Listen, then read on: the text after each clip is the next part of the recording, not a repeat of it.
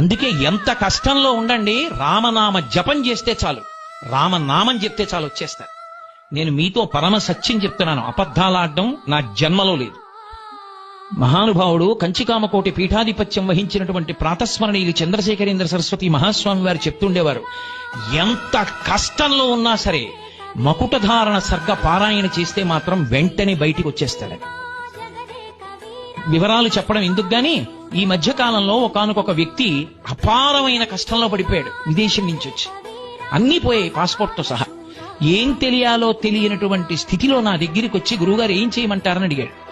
మకుటధారణ సర్గ చదువుకోండి అన్నాను. మకుటధారణ సర్గ పారాయణం 3 రోజులు చేశాడు. నాకు చెప్పడానికి కూడా సమయం లేక అతనికి అన్నీ దొరికేసాయి, తీసుకొచ్చి ఇచ్చేశారు. వెళ్ళిపోయి విదేశాలు.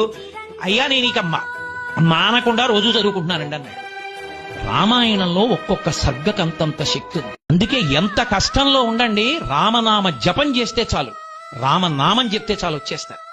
నేను మీతో పరమ సత్యం చెప్తున్నాను, అబద్ధాలాడడం నా జన్మలో లేదు. మహానుభావుడు కంచి